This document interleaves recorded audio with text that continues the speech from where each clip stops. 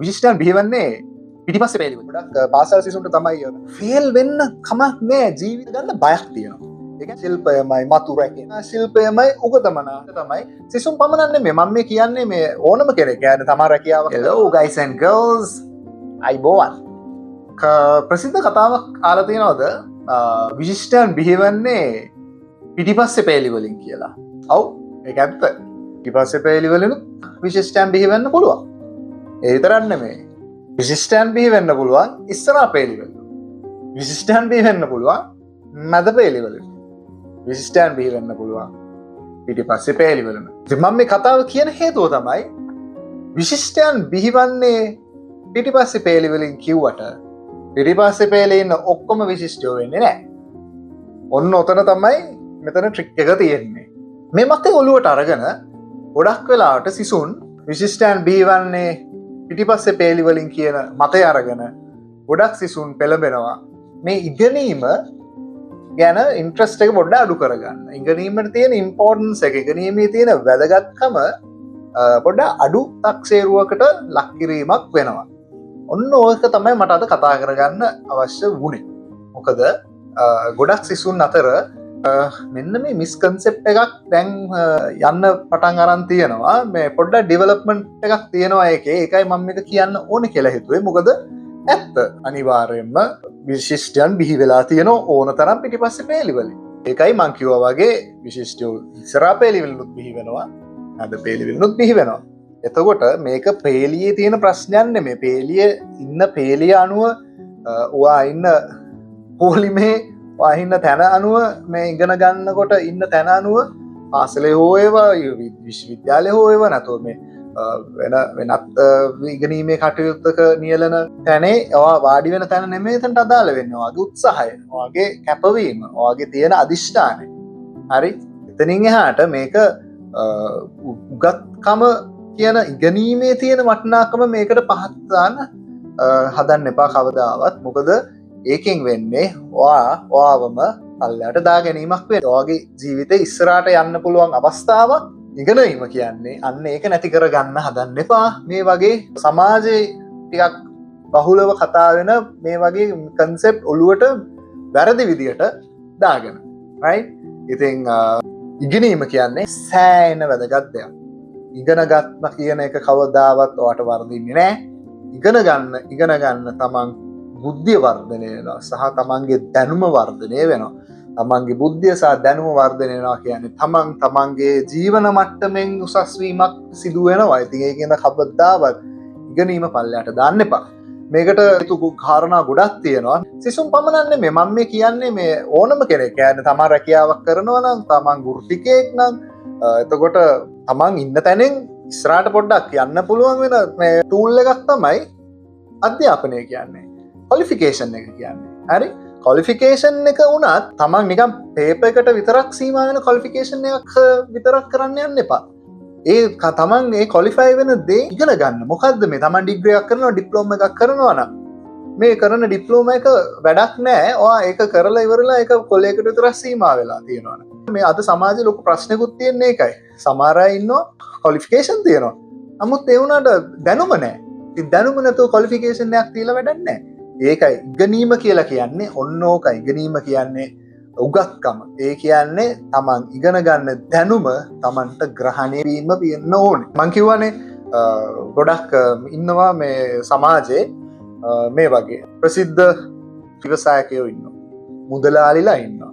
එතකොට ප්‍රසිද්ධ පුද්ගලයන් ඉන්නවා. මාරට ක්‍රීඩා පැත්තෙන් වෙන්න පුළුවන්, නැත්නම් ගායන පැත්තෙන් සෙලිබ්‍රිටිස්ලා, රයිට්? ඒ වගේ ප්‍රසිද්ධ මිනිස්සුන්ගේ කියන්නේ ආකර්ෂණය දිනාගත්ත පිරිසක් ඉන්නවා. මේ වගේ ඇත්තටම ලොකු උගත්කමක් නැහැ. නමුත් ඒගොල්ලෝ ජීවිතේ කට්ට කාලා, ගේමක් ගාලා, මහන්සි වෙලා, දාඩිය දාලා, රෑ නිදි මරලා, අනන්තවත් දුක් විඳලා, කටු කාලා, කඳුළු හෙලලා, සෑහෙන කට්ටක් කාලා ලොකු තැන්වලට ආපු මිනිස්සු ඉන්නවා. හොඳ මුදලාලිලා ඉන්නවා. එහෙම උපරිමටම ඒ වගේ ආපු අය ඉන්නවා. ඒගොල්ලොත් ගොඩක් වෙලාට කියනවා ඔව් මම ඉගෙනගෙන නැහැ. නමුත් ඒ වුණාට මම ඉගෙන ගත්තේ නැතුණාට මම මෙතන අද ඉන්නවා. හරි, ඒක හරි. ඒ වගේ එහෙම පිරිසක් ඉන්නවා. ඒ පිරිස එහෙම හිටියයි කියලා ඕගොල්ලෝ පෙළඹෙන්න එපා. එහෙම ඉගෙන නොගෙන ඉඳීම ඉන්දා ඒ මනුස්ස එතනටාව කියන එක කවදාවත් ඒ දෙක පටල ගන්න එපා. හොඳට කට්ට කාලා ඒ අධිෂ්ඨානය වැඩ කරන්න පුළුවන් එක්කෙනෙක් නම් ඔයා ඉගෙන ගත්තත් නැතත් ඔයා එතනට එනවා. නමුත් මං කියන්නේ අනිත් පිරිස. ඉගෙන ගැනීම මේක සැහැල්ලුවකට ලක් කිරීමක් කරන්න එපා. මොකද දන්නවද? ඒ හැම තැනම බලන්න මේක බහුතරයක් විදිහට අපි ගත්තම මේ පොඩි සුළුතරයක් තමයි මෙන්න මේ විදිහට ඕගොල්ලන්ට ඇක්සස් තියෙන්නේ මේ මෙහෙම මිනිස්සු ටිකක් ඉන්නවා මේගොල්ලෝ මෙහෙම කරලා තියෙනවා සෝෂල් මීඩියා වල කියන්නේ සමාජ මාධ්‍ය වල හැමතැනම මේ මිනිස්සුන්ව ඕගොල්ලන්ට පේනවා ඒගොල්ලන්ට ඇක්සස් තියෙනවා ඒකෙන් ඕගොල්ලෝ ඉන්ෆ්ලුවන්ස් වෙන්න ගන්නවා නමුත් ඔයා දන්නවද අද ලංකාවේ මිලියනයකට වැඩිය පඩි ගන්න මිනිස්සු ඉන්නවා කියලා ඒගොල්ලන්ට ඇක්සස් ඕගොල්ලන්ට නැහැ ඒගොල්ලෝ සෝෂල් මීඩියා වල ප්‍රසිද්ධ නැහැ ගොල රැකයා කරන මිනිස්සු ගොල පඩිවලට වැඩ කර ඒ පඩිවලට වැඩ කරන්නේ උගත් හින්ද උගත්කමේ වටිනාකමට ගෙවන සැලර එක තමයි හයි සැලරීස් එතකොට ඒගොල්ලො මහන්සි වෙලා ඉගෙනගෙන තමයි ඒ වගේ ලොකු සැලරිස් හම්බ කරන්න එතකොට පොඩ්ඩක් කල්පනා කරලා බලන්න උගත්කම සැහැල්ලුකට ලක් කරලා ඉගෙනගන්න නැතුව ඉඳලා වෙනම ගේමක් ගහලා ඕගොල්ලෝ ගොඩ යනවා කියලා හිතාගෙන ඉඳලා ඒකෙන් ගොඩ යන මිනිස්සු ප්‍රමාණය හරිම ස්වල්පයි. මම මේ කියන එක විශ්වාස කරන්න හරිම ස්වල්පයි. අමාරුයි. ඒක ලේසි නෑ. සමහර දේවල් තියෙනවා මිනිස්සුන්ට දාන එක හරියනවා. සමහර අයට ඒකම කරනවා. එයාට ඒක හරියන්නේ නෑ. තේරෙනවද? ඒ වගේ එතන වෙනම කතන්දරයක් පොතන තියෙන්නේ. නමුත් ඒක මම වෙනම මේ කතා කරන්නම්. එතන වෙන පොඩි law of attraction අරවා මේවා කතන්දර ටිකක් තියෙනවා. නමුත් ඒ වුණාට මම කියන්නේ එහෙම නැතුව තමන් ඉගෙනගෙන කොලිෆයි වෙලා මහන්සි වෙලා තමන් උගත්කමට වටිනාකමක් තියෙනවා. ඒ උගත්කමට වටිනාකමට ඔයාට මාසෙකට හොඳ ගාණක් හොයාගන්න පුළුවන්. ඉතින් ඒකෙන්ද ඔයා වෘත්තිකයෙක් නම් ඔයා ව්‍යවසායකයෙක් නම් ඔයා සිසුවෙක් නම් තාම පාසල් සිසුවෙක් නම් හොඳට මතක තියාගන්න මේ එක මිස්කන්සෙප්ට් වලට රැවටෙන්න එපා. හොඳට ඉගෙන ගන්න. එක් අඩියක් හරි ඉදිරියට යන්න පුළුවන් හොඳම ටූල් එක තමයි ඉගෙනීම. කොහොමද කියනවා මම මේ channel එක කරන්නේ මගේ personal අත්දැකීම් වලින් ලබා ගන්න දැනුම ඔයගොල්ලොත් එක්ක share කරගෙන.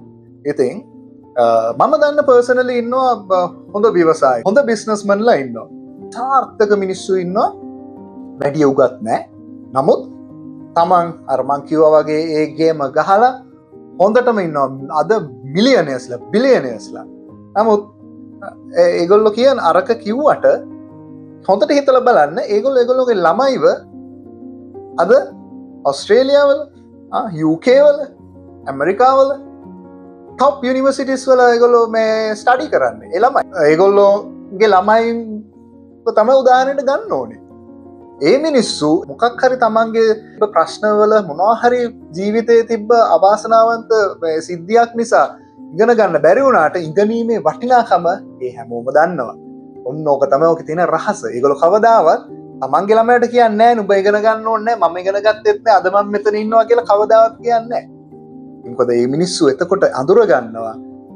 කොතනදකදී හරි ඒගොල්ලෝ තේරුම් ගන්නවා මට මේකත් එක්ක උගත්කමත් ඉගෙනීමක් තිබ්බනම් මට මීට වැඩිය. ඒතකොට සමහරව ඉන්නවා ඒගොල්ලෝ දැන් ඉගෙන ගන්නවා දැන් කොලිෆයි වෙනවා දැන් ඩිග්‍රී කරනවා මාස්ටර්ස් කරලා දැන් තවත් උගත් සමාජයෙන් ගත්ත දැනුමයි මේ කට්ට කාලා ආපු ගමනත් එක්ක ඒකට උගත්කමක් ඇඩ්ඩුනාන් පස්සේ ටෙක්නිකල් කරුණු ඉගෙන ගත්තාන් පස්සේ ඒගොල්ලෝ තවත් උඩට යනවා අන්න ඕක තමයි ඕකේ තියෙන වැදගත්ම පණිවිඩය මට අද දෙන්න ඕනේ මතක තියාගන්න ඒ වගේ කවදාවත් මම දන්න තරමින් මම දන්න එහෙම ව්‍යවසායකයෝ ඒ දියුණු වෙච්ච හැම පුද්ගලයාම තමන්ගේ ළමයිව හොඳට උගන්වනවා තමන්ගේ ළමයින්ට හොඳට උගන්වනවා ඉගෙන ගන්නමයි කියන්නේ top universities වලට යන්නේ ඉගෙන ගන්න තමන් ඉන්න ඕනම තැනකින් උඩට යන්න පුළුවන් හොඳම අවිය හොඳම ටූල් එක තමයි හොඳම වගේ ආයුධය තමයි උගත්කම ඒත් එක්ක මම පොඩි තව එකක් කියන්නම් මොකද මේක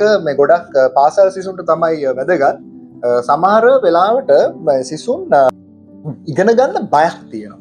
ඒ කියන්නේ ෆේල් වෙයිද කියන බය තියෙනවා. තියෙන පොඩි අද සිසුන් අතර තියෙන පොඩි ප්‍රශ්නයක්. අපිට බය වෙන්න එපා. ෆේල් වුණොත් ආයි කරන්න. ඒක ෆේල් වුණොත් වෙන එකක් කරන්න. ෆේල් වෙන්න කමක් නෑ. ජීවිතේ ෆේල් වෙනවා. ඕනම මනුස්සෙක් ඕනම තැනකට එන්න කලින් ෆේල් වෙලා එන්නේ. මමත් ෆේල් වෙලා තියෙනවා ඇති වෙන්න. නමුත් ඒ වුණාට අපි ඒක නැවතුනේ නැහැ. පරාජය බාර ගත්තේ නැහැ. ඉතින් ඒකෙන්ද එක්සෑම් වලට බය වෙන්න එපා. ෆේල් වෙන්න බය වෙන්න එපා. ෆේල් වුණත් දුක් වෙන්න එපා. O level ෆේල් වුණත් A level ෆේල් වුණත් ඒක ජීවිතේ අවසානය නෙමෙයි. එතනින් ඉස්සරහට ඉතනින් සෑහෙන්න ගොඩක් දේවල් ඕගොල්ලන්ට තියෙනවා. මේ පොඩි රාමුව ඇතුලේ ඉන්න එපා, හිතන්න එපා මේ ඔයගොල්ලෝ දකින දේ මේ පුංචි රාමුවක් ඕගොල්ලන්ට තාම පේන්නේ. එතනින් එහා ගිය ලොකු ලෝකයක් තියෙනවා එළියේ. ගොඩාක් අවස්ථා තියෙනවා. ඒකෙන්ද කවදාවත් අධ්‍යාපනය නියලේ ඉන්න කටයුත්තකින් මොනවා හරි එක්සෑම් එකකින් ෆේල් වුණොත් කවදාවත් සැලෙන්න එපා. තව එක පාරක් කරන්න, තවත් පාරක් කරන්න, තව පුළුවන් නම් තවත් පාරක්. ඔය කියන්නේ third try fourth try කරලා කැම්පස් යන අය ඉන්නවනේ.